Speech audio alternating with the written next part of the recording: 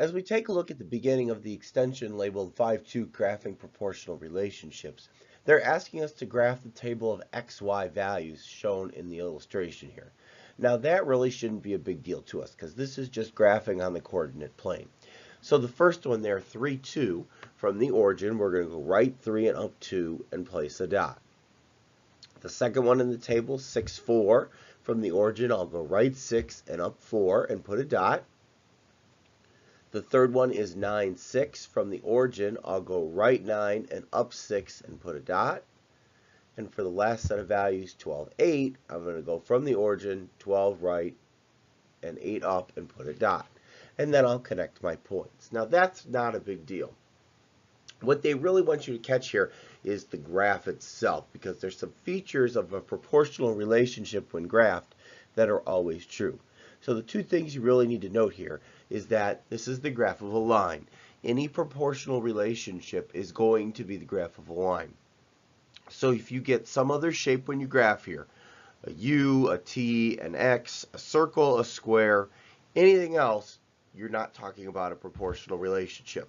So you should be looking for that today when they ask you to graph proportional relationships. You should be looking for a line.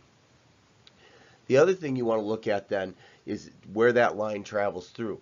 This line coincidentally does not travel through 0, 0 without purpose. All proportional relationships will go through 0, 0. When we talk about proportional relationships and the different types, usually what we want to think about is manufacturing or building something. So if I go through the point 1, 1, that means I have one worker that made 1 whatever, and then 2 workers would build 2 whatever, and 3 workers could build 3 whatever. So 0, 0 would imply that if I have no workers, I don't make anything, which makes sense when you think about it. So a proportional relationship is always going to go through 0, 0 for that reason. So you need to look through for a graph that goes through 0, 0 and is the graph of a line. So look at number 1 here. Use the graph to tell whether x and y are in a proportional relationship. So as we look at A in the blue there, we've got to graph the 3 points. So we graph 2, 6, going from the origin, right 2 and up 6. 4, 8, going from the origin, right 4 and up 8.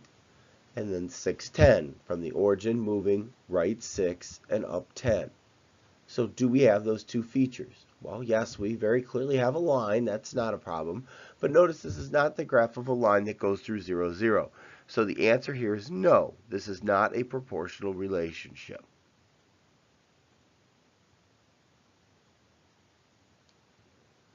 As we look at the table in that orangey red shade there, for the first set of values, 1, 2, from the origin, that means for that graph I'm going to move right 1 and up 2.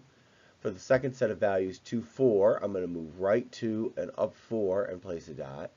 And for this final set of values, 3, 6, I'm going to go right 3 and up 6 and place a dot. And then I'm going to connect all of my points. Well, notice this time when I connect my points, it is the graph of a line, and it is the line that goes through 0, 0. So yes, this is a proportional relationship.